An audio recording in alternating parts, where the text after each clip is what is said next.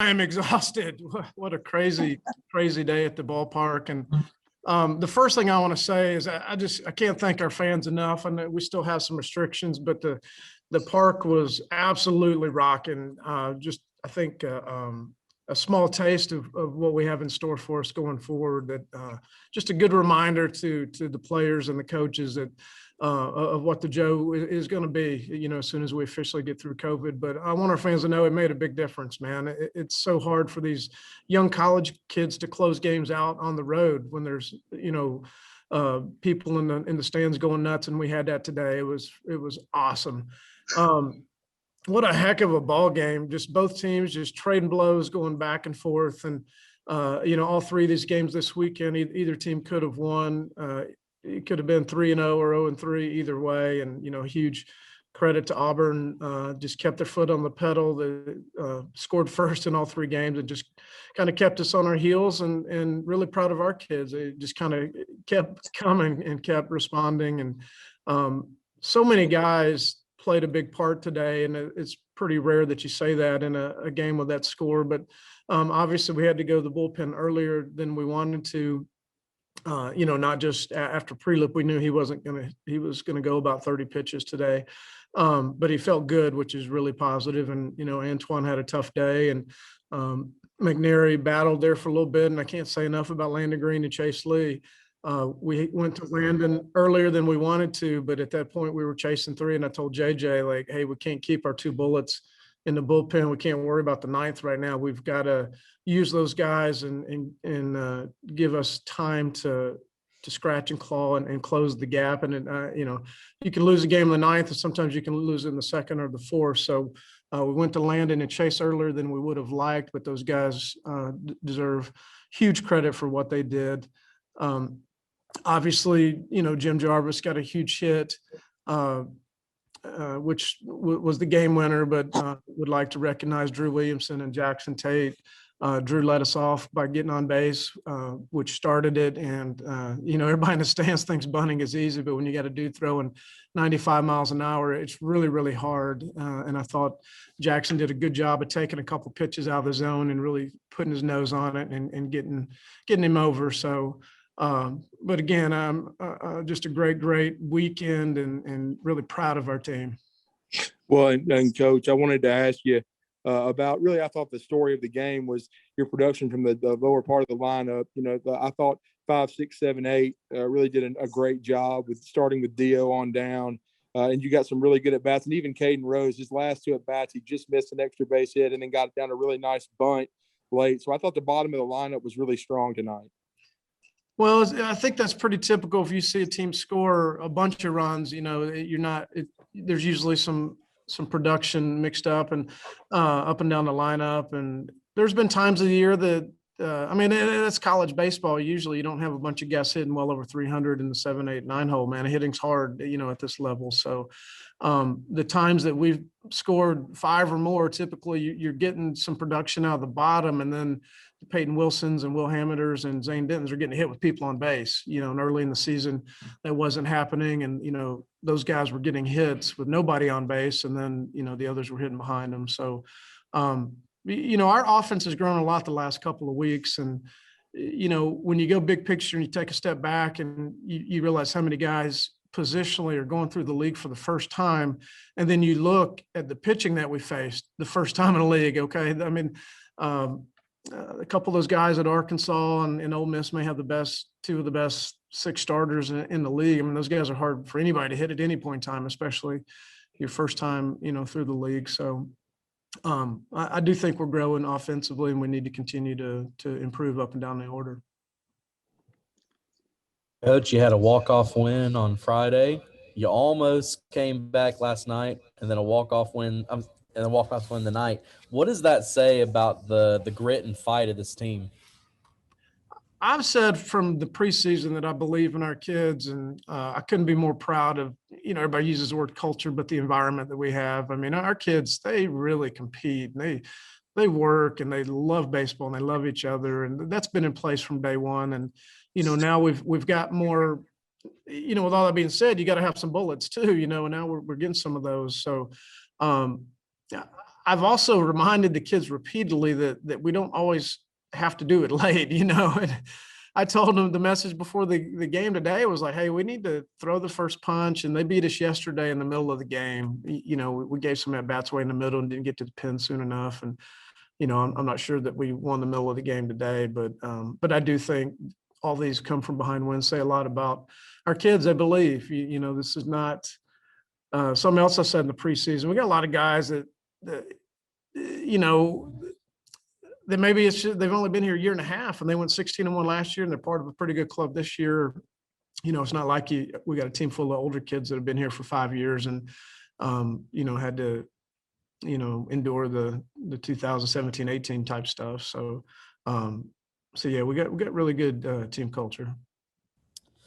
Of course, Prelip only pitched 1 inning tonight, but like you said, he's evidently healthy. What are the next steps for you guys on implementing him and getting him back up to full strength so that he can pitch more than 1 inning?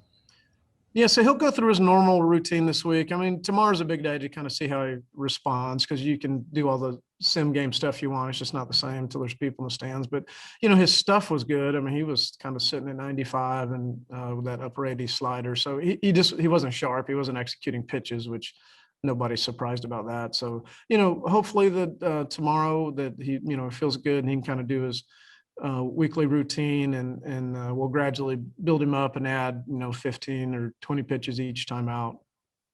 And Coach, I know you were talking about Drew Williamson. I thought he looked really comfortable at the plate every at bat. He swung the bat really well tonight.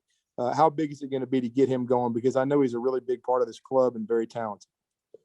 Yeah, it's a great point, Drew. And, you know, I keep playing him. Even when we said in 215, I just kept playing him. Like, Drew can hit. And what he does well is he sees the ball. He doesn't chase a lot. And he just has a hard time repeating his swing. And when kids are controlling the strike zone and recognize the pitches, typically they figure it out over time. And, you know, I'm not surprised that he's doing well right now. I'm surprised that he struggled for so long because he does have hand-eye and, you know, experience and all that stuff. So he's had a nice run here the last couple of games and hopefully he can build on that and we can continue to get some more production out of him because we believe in him. Coach, you guys hit 6 home runs this weekend and 5 of them either tied or took the lead. So how big was it to get those clutch home runs and at a time where you really needed it, have some power? Yeah, the ball was flying this weekend and that's not normally like that here. And, you know, Auburn got their share too. And I would tell you another big piece of that is we were hitting with some people on base. It kind of felt like earlier, a lot of our home runs were solo home runs. So, you know, we got some guys that to be so inexperienced positionally, we got some guys that are starting to show some maturity in regards to being able to manage their emotions and slow the game down. And, you know, some are better than others, but for the age of a lot of these players, I'm seeing some big strides with some of those guys in that, and that's really important. And Coach, I wanted to ask you about Landon Green. He was huge this weekend. He finished the game in extra innings on Thursday, and then today got the hold. And he's come a long way since Tommy John. His stuff is just really nasty. But talk about how he pitched this weekend. It changes the dynamics of our club with what Landon is doing now. When you have 2 guys, you have Landon and Chase Lee that you believe in to close games out.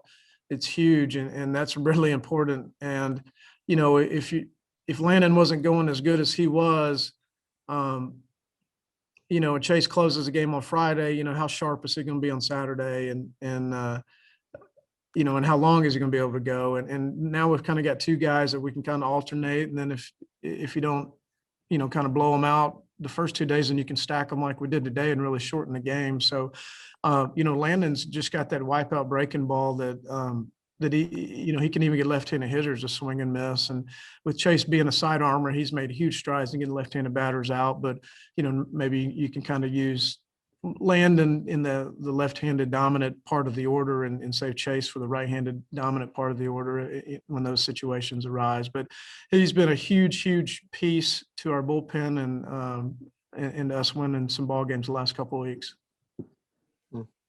And finally, from me, you know, you guys start 2-7. This league is so tough. But how big is it now to be 7-8 halfway home in this league with 15 left to go?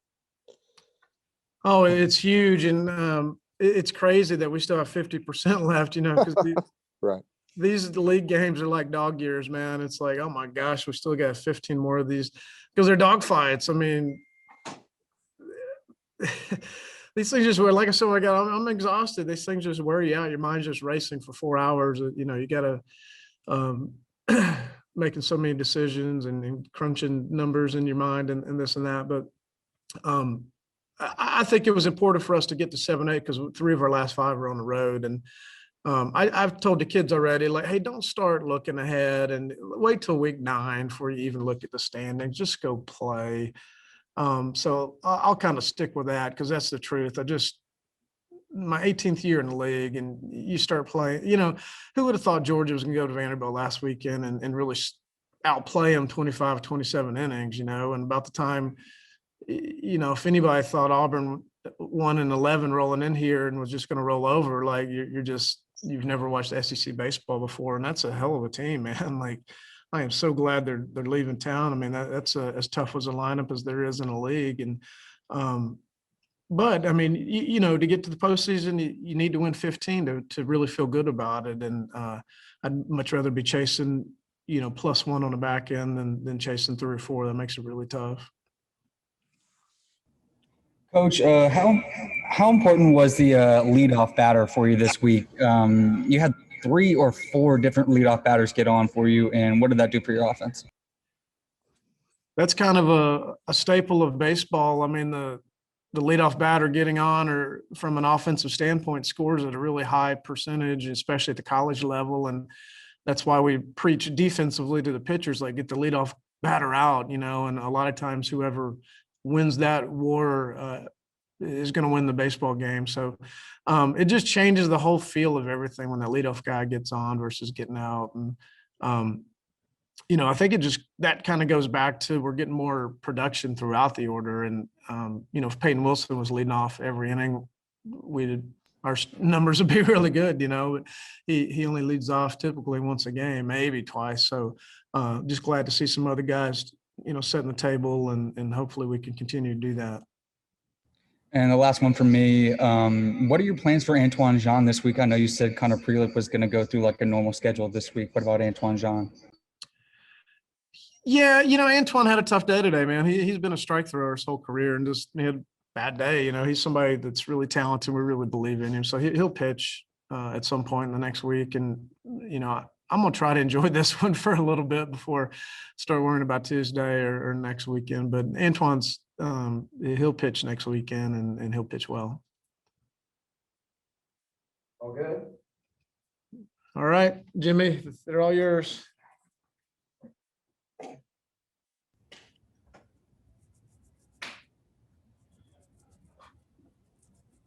Hello. How's it going, Jimmy? So the question you knew that was coming, walk me through that last at bat. That caught me a little off guard, honestly. I was sitting in the dugout. So, like, me and Sean Stryker, our trainer, have a little like ritual. And then bottom of the 9th, if we're coming up to bat in like a walk-off situation, I'll stand next to him with my helmet on. And if we walk it off, I get thrown over the rail. So, like, that was really what was going through my head that whole inning. And then when I walked to the plate, it was just kind of like trying to help my team out. Like, this is the most like active baseball team I've ever been a part of. That's just like completely in love with winning. Like, it's such a crazy environment to be a part of. And like every single inning we were going in the dugout, like ready to put a number on the board and trying to get ahead and trying to get the lead. And it wouldn't happen, but every single inning we'd go back in there and be ready to put another number on the board. So I wasn't really thinking about anything besides trying to help my team. And Jimmy, take me through the bottom of the 8th, or excuse me, I should say the top of the 9th. You guys turned a huge double play by a half step, because that was the first time. Every time you guys had been able to tie the game, Auburn had answered, but you were able to keep them off the board and win the ball game in the bottom of the 9th. I'm going to give all the credit for that to Peyton Wilson. Every time we turn a double play, I always have to make a comment about how he's got the bazooka on his right arm. He allows me and Zane to take as much time as we need, and he'll throw it 110 miles an hour across the infield to get the guy out. So all the credit on that one's to Peyton Wilson. And then talk about the approach tonight. You guys, especially the bottom of the lineup, you seem locked in. Drew was seeing the ball really well. Jackson had a couple of nice base hits. Talk about the bottom of the lineup and the production. Honestly, I'm kind of going to repeat what Coach Bo said. Like, Drew hasn't had the start that he should have, but he is still like one of the best hitters on our team. And so like he'll eventually get going, and he's just playing how he's supposed to be playing. And then Tate, it seems like every single time he gets at the plate, it's like something's going to happen, like whether he's going to hit a ball hard or lose one for us. So like, I think that's just them going up to the plate, like knowing what they can do and then acting on it. Yeah, can you talk a little bit more about that tradition? How did that get started with you getting thrown over the rail? It was pretty much an accident. The first walk-off we had, I just happened to be standing next to Stryker, and he got a little amped up, and I was on the top rail banging on it, and then he just grabbed my foot and tossed me over, because I was waiting for like the whole celebration to start. I was like the last one out of the dugout, and I think he wanted me to get out there, so he flipped me over, and then now we just assume the position every time the bottom of the ninth rolls around. You guys got anything else? I had one. Yeah, just one. What does the Iron Bowl of baseball mean to you students, to the baseball players? I'm a student as well, so I know I feel different about it in different sports. But how do you feel about it? Well, it's a little bit different for me than it is like the other kids on the team, because I'm from San Diego, so I wasn't like born into this this massive rivalry. But guys like William Hamiter and Peyton Wilson, like Drew Williamson, Sam Prater, they all live and die by this rivalry. And the amount of energy that they brought to the field today was insane. I think Will Hamiter bursted my eardrum because of how loud he was yelling at me. So it is definitely like a really big deal to everyone on this baseball team. Well, and Jimmy, your brother did play at Auburn, though, so you have been on both sides of this, your family. But I wanted to ask real quick, how big is it for you guys? I know you were frustrated to be 2-7 to start, but you played 3 top 10 teams. But now to be 7-8 and right back in this deal, after the last 2 weekends in the SEC halfway home. I think everyone on our team knew where we were at, whether we were winning or losing. Like, there were a couple days where we'd lose a close one, and it was frustrating at the time. But the day after, we'd all come back to the field and know exactly where we were at the point where we were close enough to. I just got tangled in my words. Everyone knew that we were close enough to be able to win those games. And I think that was really important for everyone, because like people who, like Coach Bo said, the people that were here for like the 2017 18 seasons where there weren't that many close games, they were the ones that were really pushing the drive. Like, we can do this. We're like a hair away from being a winning team. And I think everyone's starting to see that we are a winning team. We just need to keep playing well.